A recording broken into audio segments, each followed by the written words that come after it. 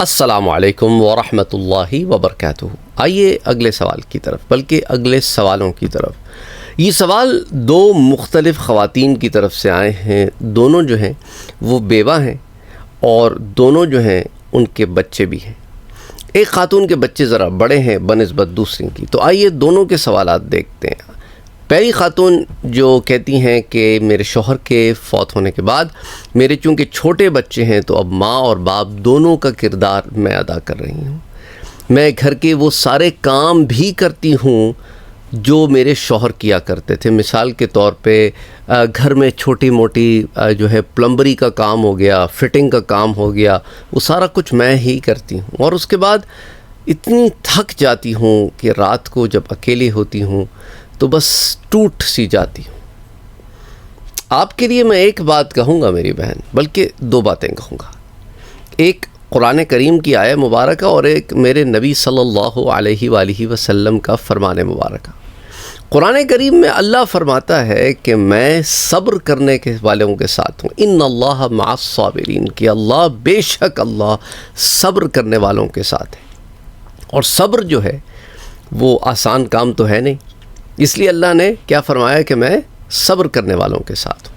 تو آپ جس سفر پہ چل رہی ہیں، جس راستے پہ چل رہی ہیں، وہ آسان نہیں ہے، کسی نے بھی نہیں کہا کہ وہ آسان ہے، وہ مشکل راستہ ہے، لیکن یہ راستہ اللہ تعالیٰ نے چنا ہے آپ کے لیے۔ کیوں چنا ہے؟ وہ اس کی حکمت ہے، وہ بہتر جانتا ہے، ہم نہیں جانتے۔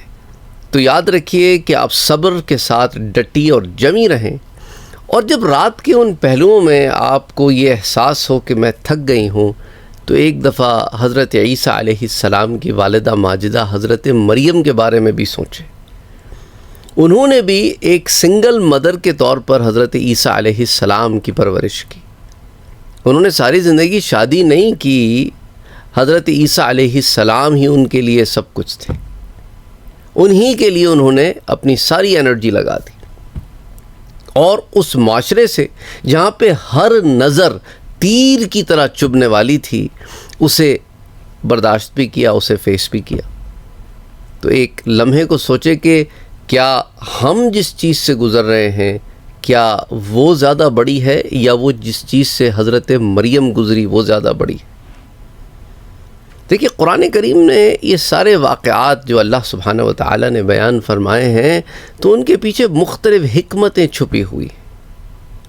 تو بہرحال ایک طرف یہ ہے، دوسری طرف میرے پیارے نبی صلی اللہ علیہ وآلہ وسلم کی حدیث مبارکہ ہے بخاری شریف کی، کہ جس نے یتیم کی کفالت کی تو میں اور وہ جنت میں ساتھ ہوں گے۔ تو آپ سوچے کہ اللہ کے نبی نے اس شخص کے لیے جو یتیم کی کفالت کرتا ہے، اب یتیم کی کفیل ہے نا، جو بچہ جس کا باپ فوت ہو گیا، آپ اس کی کفالت کے فرض ادا کر رہی ہیں، تو اس کا اجر ہم اور آپ نہیں جانتے کتنا ہے، میرا رب جانتا ہے۔ تو ہمت نہیں ہارنی، کیے جاؤ کوشش میرے دوستوں۔ اللہ سبحانہ و تعالیٰ محنت کرنے والوں، ہمت نہ ہارنے والوں کے ساتھ ہے۔ اس لیے اللہ فرماتا ہے قرآن میں کہ دیکھو اللہ کی رحمت سے نا امید نہ ہونا، لا تقنطوا من رحمت اللہ۔ تو آپ نے محنت کرتے رہنا ہے، کوشش کرتے رہنا ہے، don't give up.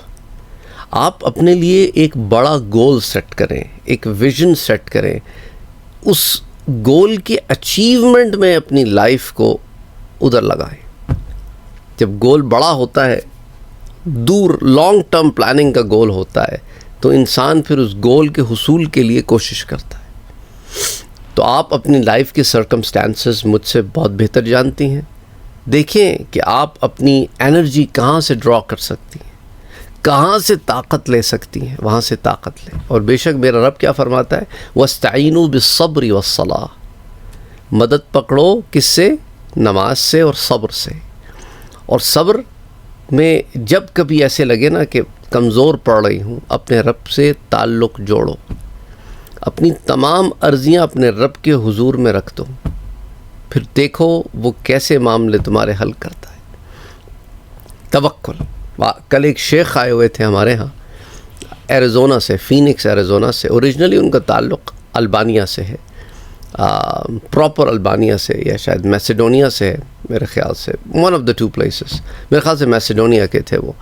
Any way انہوں نے توکل کے اوپر ایک درس دیا، اور اس کے اندر جو بہت ساری باتیں کی، ان میں سے ایک بات یہ بھی تھی، اس پہ انہوں نے ایمفیسائز کیا کہ رب پہ بھروسہ کرنا نہ چھوڑو، رب پہ بھروسہ کیے رہو، کیونکہ تمہاری بگڑی وہی سنوارتا ہے. محنت کرنا تمہارا کام ہے، نتیجہ لانا تمہارا کام نہیں ہے، نتیجہ لانا اس کا کام ہے. تو اس پر مجھے ہمارے بچپن میں ہم نے ایک شعر پڑھا تھا، وہ یاد آیا کہ توکل کا یہ مطلب ہے کہ خنجر تیز رکھ اپنا، نتیجہ اس کی تیزی کا مقدر کے حوالے کر. کہ اونٹ کو اللہ کی حفاظت میں دینے سے قبل رسی تو باندھنی ہوگی نا، محنت تو کرنی ہوگی. تو آپ نے فگر آؤٹ کرنا ہے کہ محنت آپ نے کیسے کرنی ہے. Don't give up. آئی نو آپ نے لکھا ہے کہ آپ نے اپنے جذبات کو بھی روک کے رکھا ہے کہ کہیں اگر آپ کے جذبات پانی کی طرح بہہ گئے تو اولاد پر اس کا کیا اثر ہوگا، وہ کتنی اداس ہو جائے گی، وہ کتنی ڈپریشن یا انگزائٹی کا شکار ہو جائے گی. تو آپ نے اپنے آپ کو روک کے رکھا ہے. لیکن اگر کبھی دل بھر آئے نا تو اسے اپنے رب کے آگے اونڈیل دیں. سمجھے آپ، اپنے رب کے آگے تنہائی میں جب کوئی نہ ہو، تو وہ ایک ایسی unbelievable. غزوہ بدر میں میرے نبی صلی اللہ علیہ وآلہ وسلم اپنے رب سے اتنی گڑ گڑا کے دعائیں مانگ رہے ہیں کہ چادر مبارک گر جاتی ہے، اور ایسے مانگ رہے ہیں کہ حضرت ابو بکر صدیق رضی اللہ تعالی عنہ دیکھ کے تڑپ اٹھتے کہ مانگا تو پھر ایسے جاتا ہے. اللہ ہمیں توفیق عطا فرمائے کہ ہم رب سے مانگ سکیں جیسے اس سے مانگنے کا حق ہے. دوسری بہن کے سوالات کی طرف بھی آ جاتے ہیں. ان کا بھی اسی طرح کی سچویشن ہے کہ شوہر کا انتقال ہو گیا ہے اور وہ امریکہ میں رہتی ہیں، ایک دور دراز علاقے میں جہاں پر قریبی مسجد بھی نہیں ہے. لیکن انہوں نے ان تمام معاملات کے باوجود اپنے بچوں کو قرآن کریم پڑھنا سکھایا ہے. وہ قرآن کریم پڑھتے ہیں، اپنے والد کوئی سال بھی کرتے ہیں، نمازیں بھی پڑھتے ہیں. لیکن ان کو جو سب سے زیادہ وہ ہے، وہ کہتی ہیں کہ میرے کہنے پہ کرتے ہیں، خود سے نہیں کرتے. تو ان کا تعلق رب سے کیسے جوڑا جائے کہ ان کے اندر خود احساس پیدا ہو کہ ہم نے یہ کام کرنا ہے. دیکھیں، اس کی ایک بہت ضروری مثال پریکٹیکل ایگزامپل سے بھی ہوتی ہے کہ انسان کا اپنا معاملہ رب کے ساتھ کیسا ہے. اولاد آبزرو کر رہی ہوتی ہے نا کہ ان کا رب کے ساتھ اپنا پرسنل معاملہ کیا چل رہا ہے. اس کے علاوہ انہیں انکریج کریں ایسی چیزوں کے لیے جو انہیں رب سے جوڑتی ہوں، ایسے واقعات جو انہیں رب سے جوڑتے ہوں، ایسے معاملات جو انہیں رب سے جوڑتے ہوں. رب کی محبت ان کے دل میں پیدا کریں، رب کی محبت ان کے دل میں پیدا کریں، ان کے لیے ان کے سامنے فضائل کو، مناقب کو بیان کریں. پریکٹیکل ایگزامپلس کے ذریعے بھی چیزوں کو شو کرنے کی کوشش کریں. ان کے اندر آپ تقوی کو، اللہ کی یاد میں انسان جب اللہ کا ذکر کرتا ہے نا، اور اس کے بعد جو اس پر ایک کیفیت آتی ہے کہ اس ذکر سے باہر آنے کے بعد وہ گناہوں سے بچتا ہے، اس کیفیت کو آپ نے ان کے اندر کیسے اٹھانا ہے. آپ اپنی اولاد کو مجھ سے زیادہ جانتی ہیں. ہر بچہ ایک جیسا بھی نہیں ہوتا، ہر بچے کو اس کے لحاظ سے ڈیل کرنا پڑے گا. آپ کو کون سے بچے کو کیا چیز کلک ہوتی ہے، بہت زیادہ فورس نہیں کرنا، پریشرائز نہیں کرنا، بار بار چیزوں کو ریپیٹ نہیں کرنا. ایسے طریقے سے چیزیں کرنی ہیں کہ انہیں ان چیزوں کے کرنے کی عادت بھی ہو جائے اور انہیں وہ چیز جو ہے وہ ان کی نیچر میں داخل بھی ہو جائے. بڑا پلاننگ سے آپ کو کام کرنا ہوگا، کیونکہ وہ کہتے ہیں نا کہ اولاد کی پرورش ایک بڑا مشکل کام ہے. پیدا کر کے چھوڑ دیتے ہیں وہ تو آسان ہو گیا نا، لیکن ان کو پرورش کر کے پروان چڑھانا ایک it self is a task.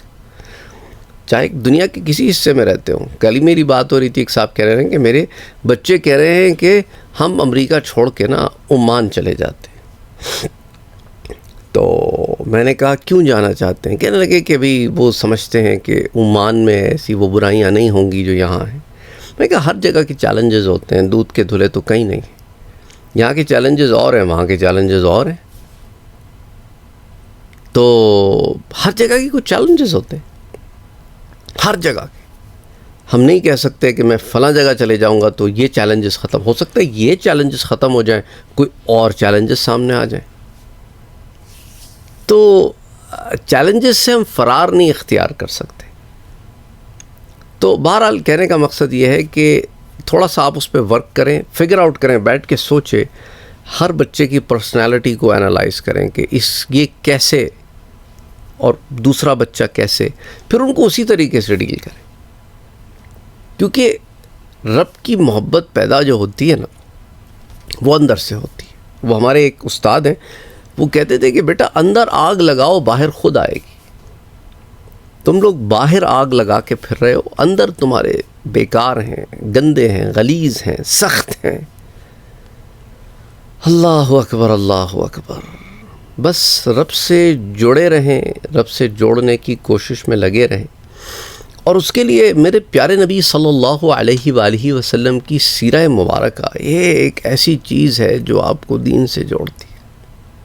حضور نے پریکٹیکل بتایا ہے، جو قرآن میں لکھا ہے اس کا پریکٹیکل حضور نے کر کے بتایا ہے. Practicality of the life. تو حضور کی تمام مخلوقات سے محبت.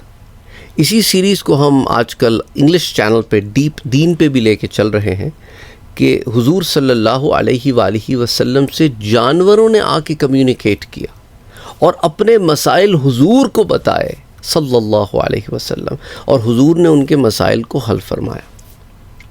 تو جو رحمت للعالمین جانوروں کے مسائل کو حل فرما رہے ہیں، تو سوچے انسانیت جو کہ ان کی امت ہے، ان کے مسائل کے حل کے لیے حضور نے کیا کیا کچھ نہ کیا ہوگا. بہرحال اپنا اور اپنوں کا بہت خیال رکھیں.